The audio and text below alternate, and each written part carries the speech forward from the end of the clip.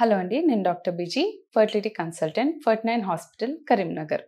ఈరోజు మనం hormone treatment తీసుకున్నప్పుడు, ఐవీఎఫ్‌లో హార్మోన్ ట్రీట్మెంట్ తీసుకున్నప్పుడు మెంటల్ హెల్త్ ఏమైనా ఎఫెక్ట్ అవుతుందా? దీని గురించి తెలుసుకుందాం. సో, ఐవీఎఫ్‌లో ఇచ్చే హార్మోన్స్ అనేది ఫ్లక్చుయేట్ అవుతూ ఉంటది. కొన్నిసార్లు హార్మోన్స్ ఎక్కువ ఇవ్వడం, తక్కువ ఇవ్వడం ఇదనేది జరుగుతుంది. సో, దీనివల్ల మెంటల్ ఇష్యూస్ ఏమైనా వస్తాయా?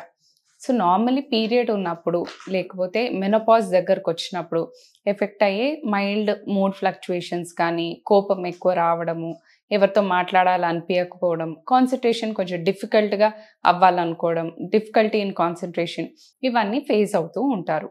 కానీ ఇది స్టడీస్ ప్రకారం not only because of the hormones, even because of emotional stress ఇవి ఎక్కువవుతాయి అనేది నమ్మకం.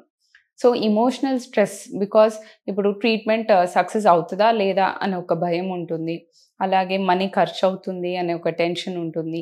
ఇంతకుముందు కొందరికి ఫెయిల్యూర్ అయి ఉంటుంది. సో, సక్సెస్ మళ్ళీ ఈసారి గూడా రాదా? అనే టెన్షన్ ఉంటుంది.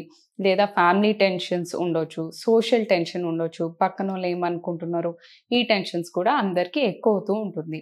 సో, ఈ టెన్షన్స్ ఎక్కువుండడం వల్ల మూడ్ ఫ్లక్చుయేషన్స్ అనేది కొందరికి ఎక్కువ అనేది కనిపిస్తుంది. ఎక్కువ మూడ్ ఫ్లక్చుయేషన్స్ ఎవరిలో కనిపిస్తుంది?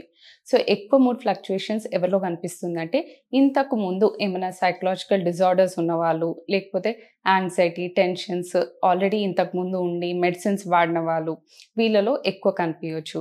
అలాగే ఫ్యామిలీ సపోర్ట్, హస్బెండ్ సపోర్ట్ లేని వాళ్ళలో ఈ ప్రాబ్లమ్ అనేది ఎక్కువ తెలుస్తుంది. సో, ఇవన్నీ తగ్గియాలంటే ఏం చేయాలి? First and foremost family support ఉండాలి. హస్బెండ్‌తో మాట్లాడండి. Partner support very important.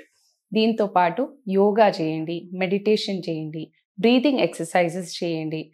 మంచిగా నిద్రపోవాలి. స్ట్రెస్ తగలకుండా మాక్సిమం ట్రై చేయండి. ఇవన్నీ చేయడం వల్ల మెంటల్ స్ట్రెస్ అనేది ఎక్కువ ఫేస్ అవ్వకుండా ఉంటుంది. Thank you.